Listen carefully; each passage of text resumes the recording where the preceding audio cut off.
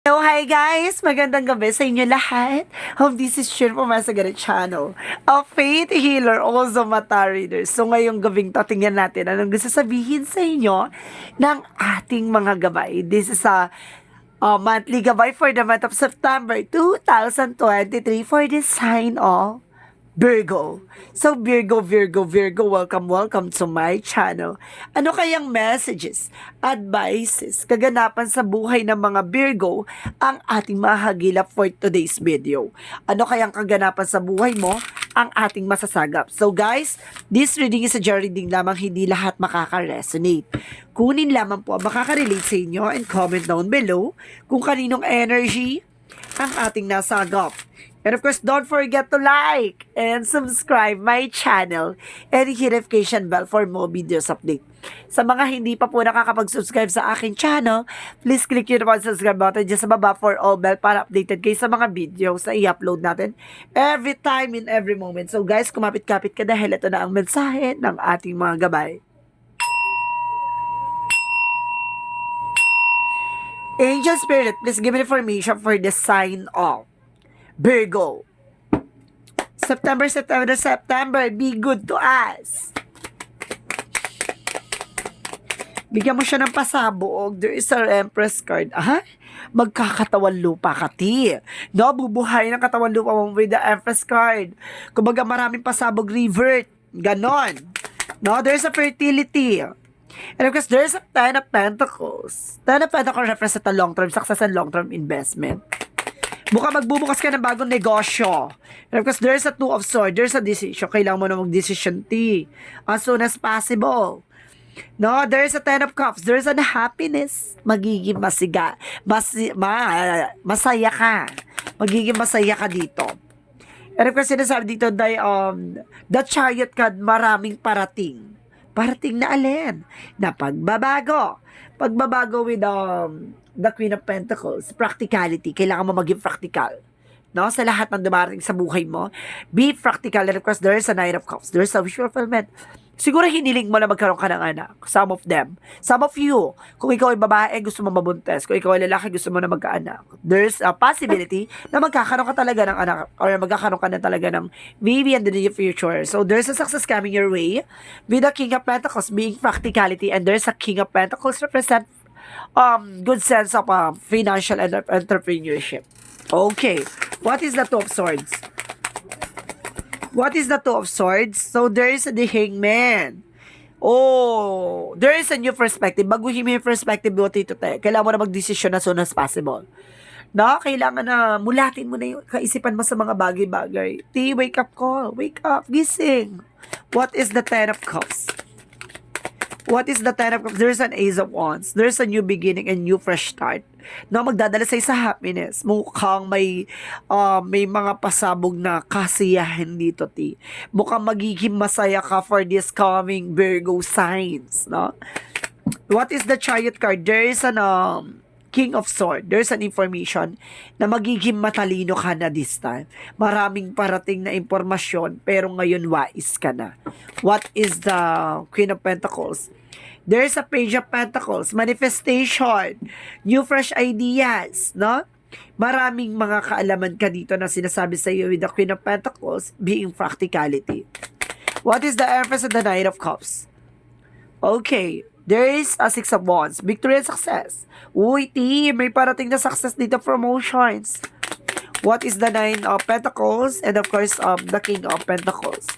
Puro pera, ha? With the Wheel of Fortune. Ay, may swerte, team. May mapasok na swerte. What is the Two of Swords and the Hangman? Okay, there is an Eight of Cups. Oh, let it go. Let it go, let it go, let it go. No? Kailangan mo nang pakawalan yung mga dati mong perspective sa buhay. Yung pananaw mo na, yung pananaw na for the highest level na hindi naman talaga wala. Alam mo, hindi mo yung maisa sa katuparan. No? Kailangan mong baguhin na yan. Yung mindset. No? Kailangan mo nang baguhin yan, te. Hindi siya healthy. What is the Ten of Cups? The Ace of Wands. There's a Four of Swords. Listen to your intuition. Makinig ka sa gut feeling mo. Makinig ka sa invisions mo.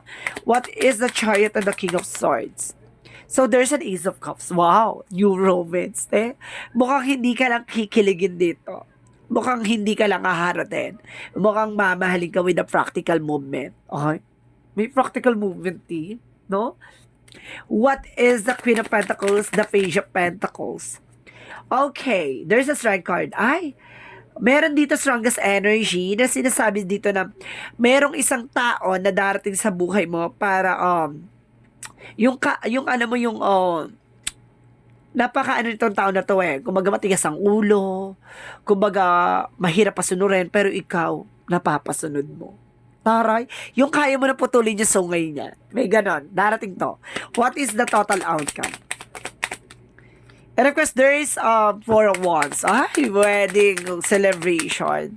And the word card. No, there is a trouble. There is the word represent the Four of Wands. Ibig sabihin dito, may celebration dito na magdadala na babaguhin ang mundo mo. Itong mundo mo, yung hindi mo ina-expect na mangyayari sa'yo. What is that? Get more information.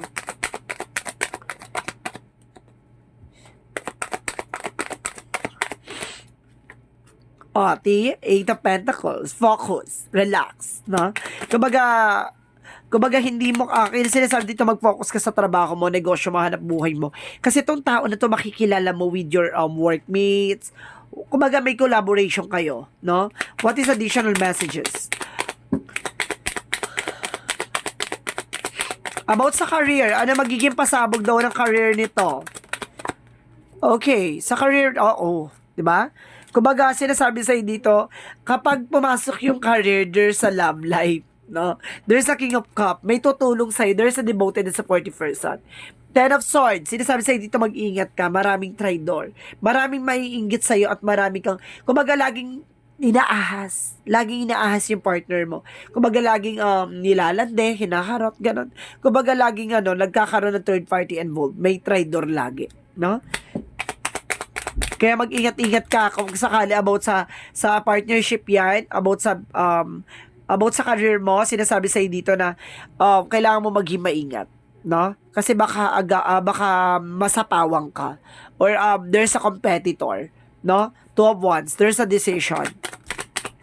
About sa negosyo mo, sinasabi sa'yo dito na, or sa trabaho mo, your career mo, sinasabi dito, Four of Pentacles, protect your power, protect your energy. Protectionan mo kung ano yung grounds mo. At there's an insecurities. Alisin mo yung insecurities mo. No?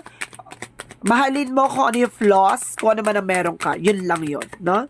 Yun yung magsisilbing power mo. With the Five of Pentacles, sinasabi sa'yo dito na, possible na kung hindi mo pangangalagaan kung ano man na meron ka, there's a possible na magsisi ka sa huli. There's a temporary financial loss. No, mauubos sa'yo lahat kapag hindi mo pinanghawakan ng maayos ang finances mo. At the same time, about naman sa iyong health, there's an about sa health. Sinasabi sa'yo dito, the Knight of Swords and of course the Five of Wands. Wala nang komplikado, no? Kumbaga sinasabi sa'yo dito na mukhang alam mo na yung dapat mong gawin about sa pagkain mo, yung mga kinakain mo, alam mo na yan, no? Kumbaga sinasabi sa'yo dito, aware ka na no? Maingat ka na sa mga kinakain mo. It's a good point. What is the Love Oracle card?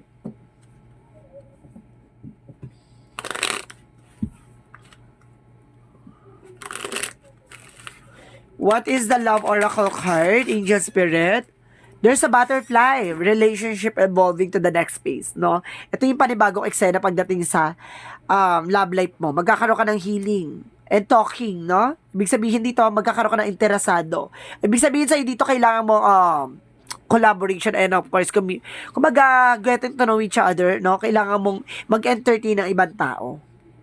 Porkit nasaktan, niloko, no? Hindi ka na maghahanap, patawarin mo yung sarili mo sa mga ganong eksena. Kailangan mo rin maging masaya, no? Sa feeling ng iba, no?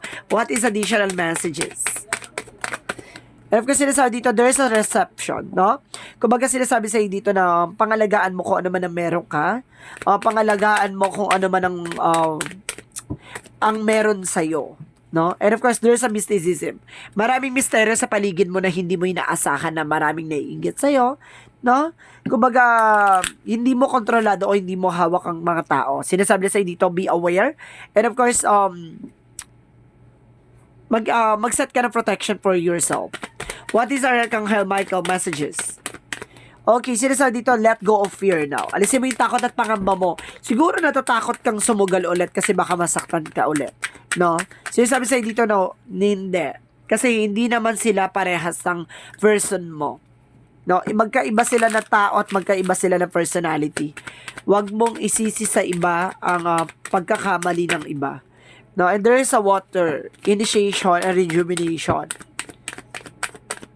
There's an emotion, no? Kumbaga, pahilumin mo muna yung alon bago ka ulit sumagupa sa isang relasyon. Or there's a support, guidance, no? And you are being survival, no? Survivor. Kumbaga, sa larangan ng mga pinagdaanan mo, sa lahat ng mga sakit at pagpighati na pinagdaanan mo, kumbaga, makakaligtas ka at lagi ka nakakaalis sa sitwasyon na yon. No? Panatiliin mo yung sarili mo in a good way. The temple path. Discoveries. Oh, marami ka pa madidiscover, te. And there's a goddess of the moon. Okay. What is the goddess of the moon? There's a truth reveal. Or there's an unexpected moment, no? Maraming unexpected dito, T, sa mangyayari sa'yo ngayong September. Ibig sabihin dito, hindi mo kontrolado at hindi mo alam kung ano ang darating sa'yo. Ibig sabihin dito, mabibigla ka at magugulat ka sa mga pagbabago. And of course, there's a cornucopia, no? Kumain ka rin ng mga susustansyang mga prutas at pagkain, ha? What is additional messages? There's a forgiveness. Patawarin mo na ang nakaraan. Bigyan mo ng chance ang kasalukuyan. There's a gratitude. I am thankful for this life and opportunities that it present. No? Lagi ka magpasalamat kung ano man ang, kung asan ka ngayon, kung ano man ang meron ka ngayon, at kung asan sitwasyon ka ngayon. Kumbaga, it means, nakaalis ka na at nakapasa ka sa hamon ng buhay mo. At pag yung mga pinagdaanan mo, napagtagumpayan mo. What is the angel's number? 29, I am sightful. You are highly intuitive and creative. Your mind thinks in the features and you seem to draw information and ideas from out of the sky out. Powerful drive to the oneness of the all things. Ibig sabihin dito, kaya mong sumilip o kaya mo makakita ng mga bagay na mangyayari sa hinaharap. No, kumbaga nagkakaroon ka na ng gut feeling or vibration na, there's something wrong. May nararamdaman ako na hindi mangyayari, hindi maganda. Or may mararamdaman ako na, nakakaramdaman ako na may pagbabago dito, T. Mukhang baka nanalo ako sa jackpot lotto. Charis. O kaya may mananalo ako sa laban. No, mukhang darating yung taong mamahalin ako lubos. Oy, mukhang may darating na magiging pasabog ng buhay ko. Ganon. What is the Jesus loving quotes? And take their no thought for the morrow that shall take thought for that itself. Ibig sabihin dito, huwag mong pangunahan yung kinabukasan. No? Hayaan mo ang kinabukasan ang sumampal sa'yo sa katotohanan. Diba? Huwag mo siyang pangungunahan na, ay hindi, mangyayaring ganito, ganyan. Masasaktan ulit ako, maluloko ulit ako. Hindi ganon ang buhay. No? Kumbaga may taong darating sa buhay mo. Hindi para laruin ka, para mahalin ka at para tanggapin ka kung ano man ang nakaraan mo at para bigyan ng bukas at bigyan ng kulay ang buhay mo. Tandaan mo yan, may pagbabagong magaganap with unexpected moment. Hindi mo inaadya at hindi rin inaadya ng pagkakataon ang mangyayari sa'yo sa hinaharap. Diba? What is the messages of life? Sinasabi sa'yo dito, Tia, I connect with the heaven. What is I connect with the heaven? Today, I turn inwards and connect with the heaven within. From the place of peace, I can see the situation I have presented is actually an idea and opportunity to work on my inner self. I understand that such experiences are necessary for my growth.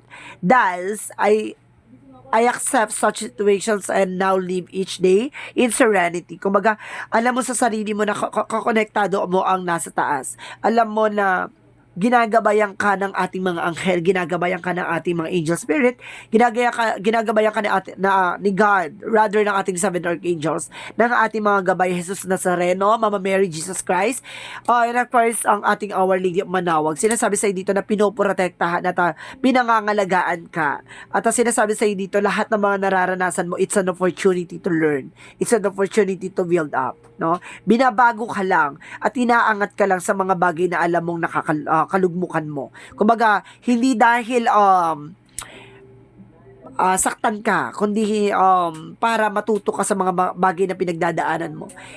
Hindi yan paraan ni God para durugin ka. Bagkos para maging malakas ka para sa hinaharap. Para pag lumabang ka sa panibagong eksena, kayang-kaya mo nang tumayo sa sarili mong mapaa.